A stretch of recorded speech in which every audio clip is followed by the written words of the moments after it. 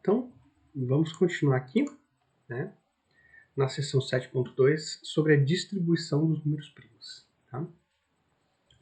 Então, um primeiro resultado aqui, que é um teorema que se deve a Euclides, né, tá num dos elementos, é que o Abramo Efes comenta que é a primeira demonstração por absurdo na matemática da história que se tem registro. Eu não sabia desse fato, é realmente muito interessante. Tá? Então, o teorema é que existem infinitos números primos. Tá? Os números primos não se resumem a uma quantidade finita. Tá?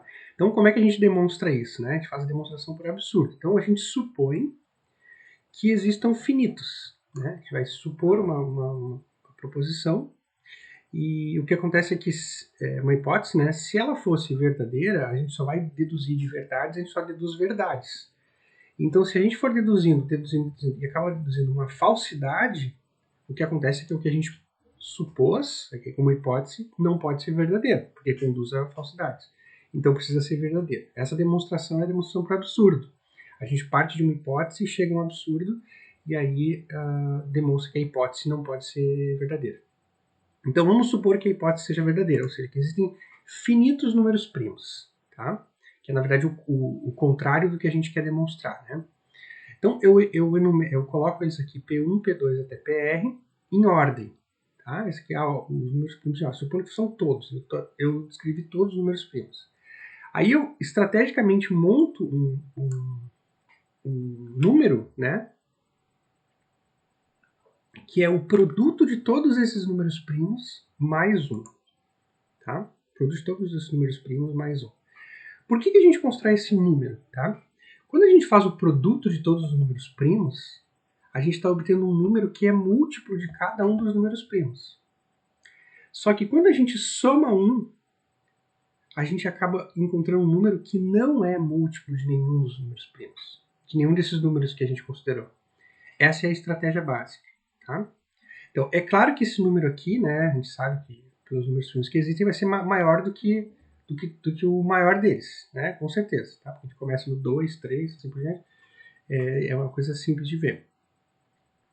Então, vamos avaliar as possibilidades desse novo número que a gente criou. Bom, se ele for primo,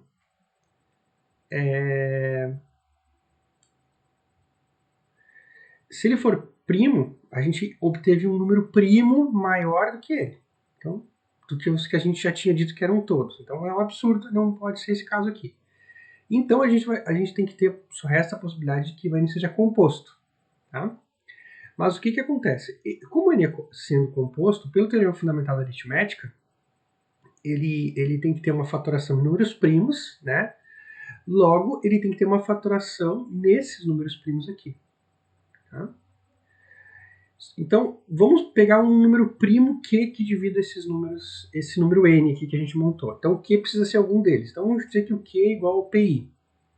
É um certo deles, né? Então, por um lado, o MDC entre PI e N, né, vai ser igual ao próprio PI. Por quê? Porque como o PI divide N, o MDC entre os dois tem que ser o divisor, PI. Por outro lado, né, com aquele lema que a gente utilizou para demonstrar o algoritmo de Euclides, né, para demonstrar as propriedades dele, se a gente fizer o MDC entre PI e esse número aqui, que é o produto dos primos, mais um, que é o N, então aqui a gente tem PI, um múltiplo de PI mais um. Então a gente pode retirar esse múltiplo de PI e o MDC disso aqui vai ser a mesma coisa que o MDC entre PI e 1. Só que o MDC entre qualquer número inteiro e 1 é igual a 1. Ou seja, o primo que a gente obteve vai ser tanto PI, mas vale 1 também, que é outro absurdo. Então, das duas formas, tanto se o N for primo ou se o N for composto, a gente acaba chegando à conclusão que chegando a um absurdo. Portanto, essa hipótese não pode ser verdadeira e, portanto, devem existir infinitos números primos. Tá? Bom, o próximo resultado é um resultado algorítmico, né? É uma estratégia, uma técnica que a gente utiliza para descrever os números primos. Ele se chama de crivo de Eratóstenes. Né? Eratóstenes foi um matemático, se não me engano, um matemático grego. Tá? Então, o que a gente faz? A gente pega e escreve os números. Eu deveria ter feito esse processo, né? Mas tá no livro do Abramo Efes, né? A gente escreve os números. 1, 2, 3, 4, 5, 6, 7, 8, 9, até um certo ponto. Tá? O livro faz até 120, mas eu supus aqui que a gente faz até 100. Para que tenha raiz quadrada inteira, tá? Então, o que a gente faz? A gente, risco 1, o 1 nunca é primo, né?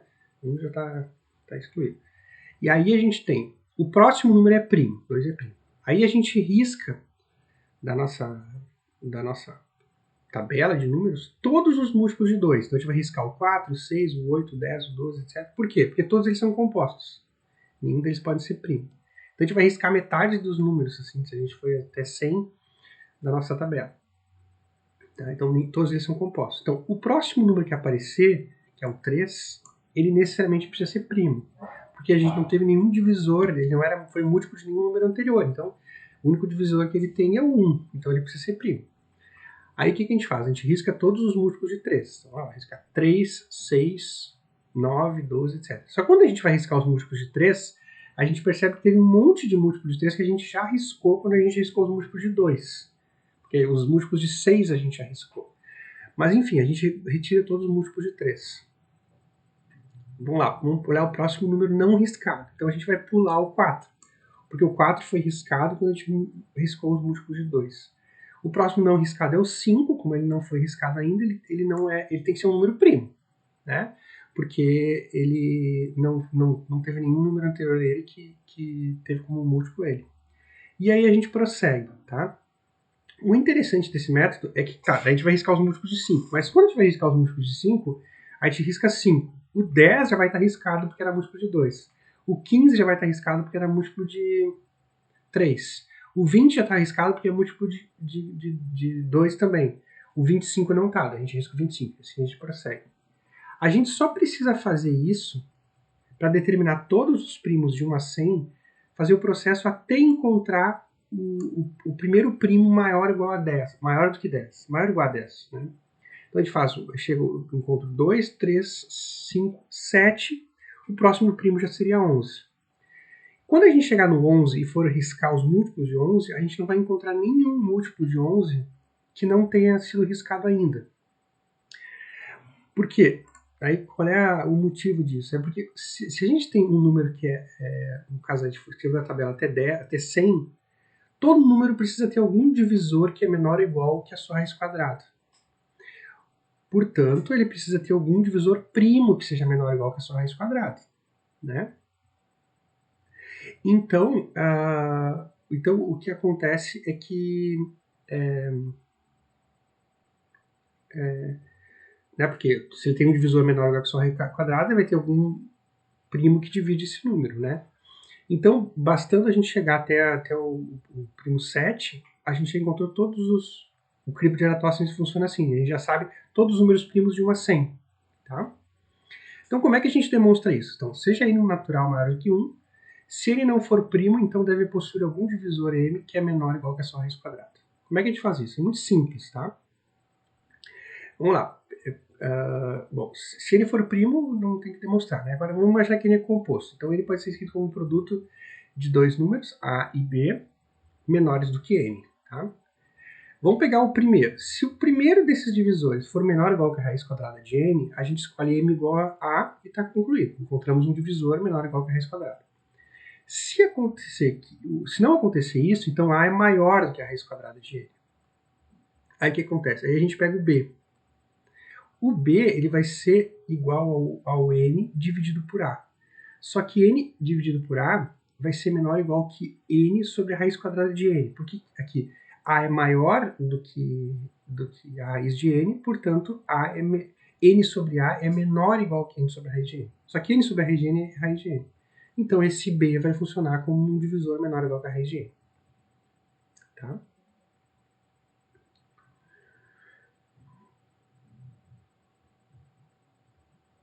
Então, uma consequência desse resultado é que se um número n, se a gente quer saber um teste de primalidade, a gente quer saber se um número n é primo, ele necessariamente vai ter que ter algum divisor menor ou igual que a sua raiz quadrada. Então a gente não precisa testar os números... por exemplo, eu quero testar se 400 é um número primo. Eu não preciso... não, 400 não. 400 é um número que seja... Vou pegar aqui um exemplo. Vou usar a calculadora. Não vai aparecer por causa da... Eu quero saber se 257 é um número primo, tá? Então, o que eu faço? Eu pego e tiro a raiz quadrada de 257. Deixa eu ver aqui como é que eu tiro a raiz quadrada. Peraí, calculadora científica. 257. Tiro a raiz quadrada. Opa, 257, raiz quadrada. É 16, tá? Então, o que eu preciso fazer? Se 257 for um número composto, né, ele tem que, se ele for um número composto, ele tem que ter algum divisor menor ou igual que a raiz de 16. Menor ou igual que 16. Então, a gente tem que, o que a gente pode avaliar? Todos os primos menores ou iguais a 16. Então, eu vou fazer aqui, ó, pego 257, divido por 2. Não deu certo. 257 por 3. Não deu certo. 257 por 5. Não deu inteiro. 257 por 7. Não deu inteiro. 257 por 11. Não deu inteiro. 257 por 13. Não deu inteiro. Então, como 257 não tem nenhum número primo menor ou igual que a sua raiz quadrada, que um primo menor ou igual que a sua raiz quadrada, então ele necessariamente é um número composto. É um número primo. Eu não preciso ficar testando mais divisores, tá? Eu paro na raiz quadrada. Bom, uma conjectura de matemática que é interessante, tá? É um problema em aberto que chama de conjectura de Goldbach, ou Goldbach. É o seguinte: se a gente colocar os números primos na ordem, né, chamar eles P1, P2, P3, P4, na ordem crescente deles, e a gente tiver um par sucessivo de primos, PR menor que PR mais 1, então dois sucessivos, aí o primo e o próximo primo que aparece na lista, se a diferença entre eles for igual a 2, por exemplo, 13 e 5, 5 e 7, 11 e 13, eu digo que esse par PR mais 1 é um par de primos gêmeos. Tá? Par de primos gêmeos. Bom, então o problema em aberto é que existem infinitos pares de primos gêmeos. Tá? Não se sabe se existem ou não existem. Tá? Assim, não se tem nem ideia se... Bom, eu não sei o status da pesquisa nesse nível, mas essa seria a conjectura de Goldbach. Bom, a gente consegue, entretanto, fazer com que a distância entre um primo e um sucessivo seja... A gente não consegue saber se ela é menor ou igual a... Quer dizer, se ela é sempre igual a 2, né? A gente não consegue sempre fazer ela igual a 2. Mas a gente consegue fazer ela maior ou igual que maior do que qualquer número que a gente escolha.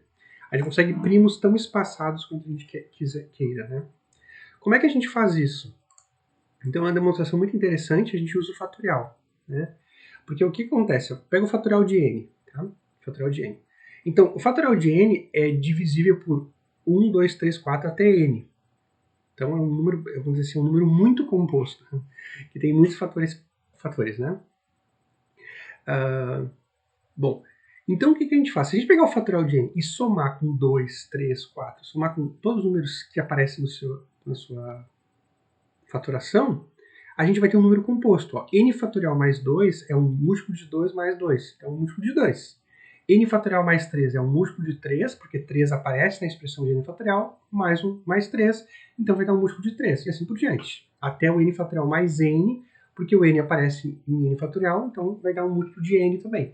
Então todos esses números aqui, de N fatorial mais 2 até N fatorial mais N, que é uma sequência de n menos 1 números, essa sequência vai ser de números compostos, tá?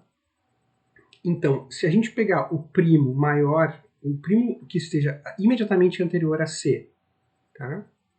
Então, pego o próximo primo, vai ter que necessariamente estar depois desse número aqui. Então, vai ter que ser maior do que C mais N menos 2. Se isso aqui é C mais N menos 2, né? Então, o que acontece?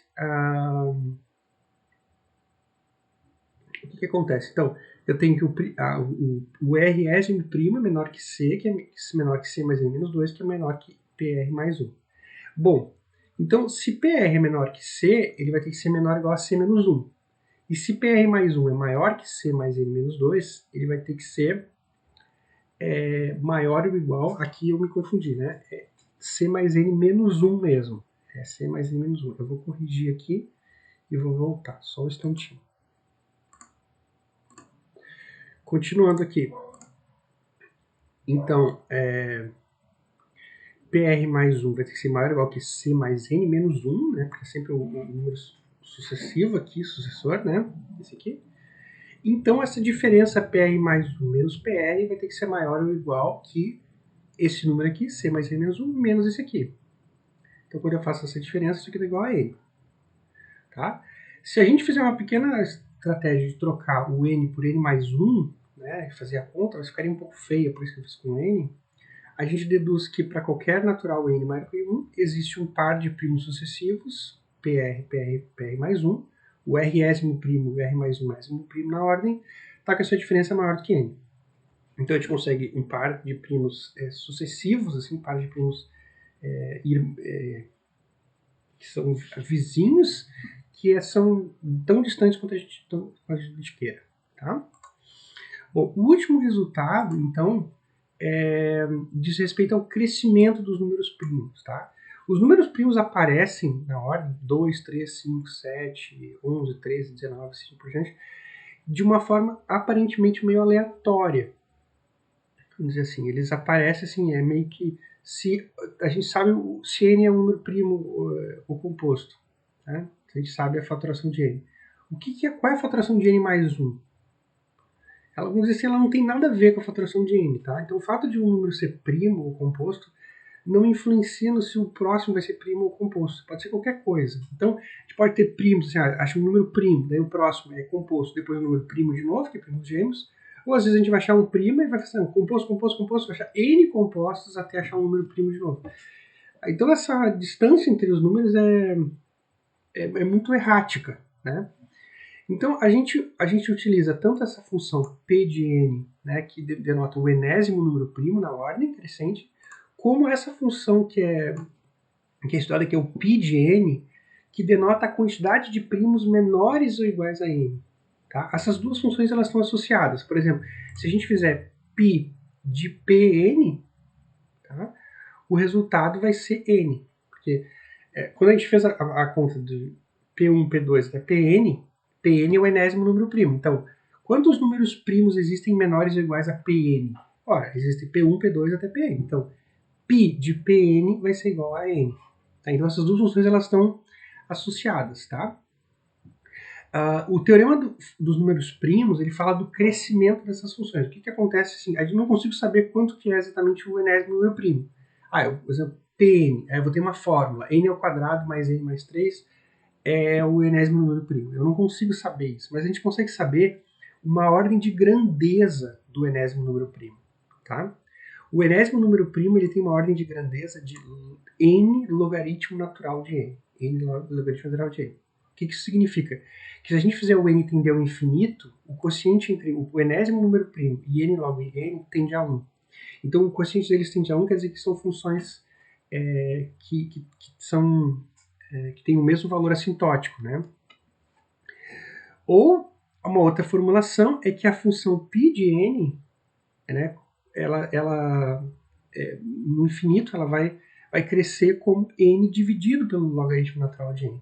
A gente vê que essas duas funções estão associadas, porque a fórmula delas está associada, né? Então, o que significa? Por exemplo, assim, ó, vamos dizer o seguinte, ó, que a gente pegue um número como 1000. Vamos pegar como 100, tá? 100. Então, quantos primos existem menores ou iguais a 100?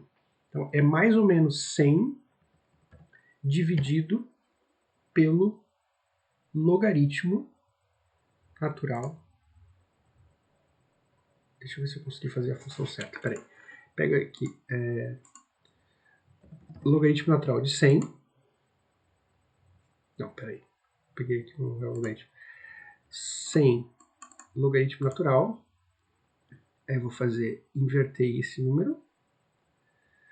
Aqui está a inversão. Inverter e multiplicar por 100. Tá? Então dá 21. 21, tá? Ou seja, existem mais ou menos 21 números primos entre 1 e 100. Tá? Deixa eu fazer uma breve pesquisa aqui para saber quantos primos há menores que 100.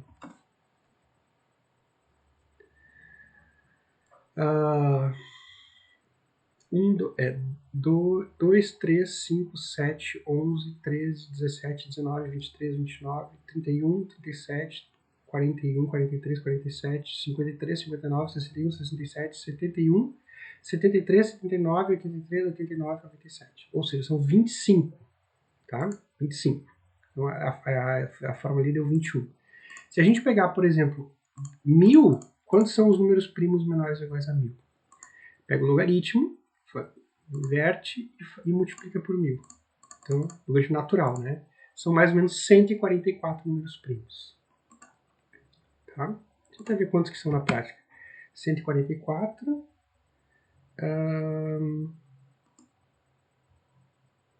São... Aqui, 1, 2, 3, 4, 5, 6, 7, 8, 9, 10, 11, 12. Peraí, 1, 2, 3, 4, 5, 6, 7, 8, 9, 10, 11, 12. 1, 2, 3, 4, 5, 6, 7, 8, 9, 10, 11, 12, 13, 14. Uma tabela de 12 por 14. Então, 12 vezes 14. Então, 168. Tá? Existem funções melhores, né? Assintoticamente, elas são iguais. Não sei se está correto isso que eu vi aqui. Assintoticamente, elas são iguais, né? Mas existem funções melhores que representam. Mas esse é o teorema dos números primos. Então, fala do crescimento dos números primos. É um teorema bastante profundo e difícil de demonstrar em matemática. E se usa muito aquela função zeta de Riemann, que é a função da hipótese de Riemann, né? Que é considerado o problema matemático mais importante de todos, né? Um problema bastante sofisticado. Tá? Então, era isso, pessoal. Um abração.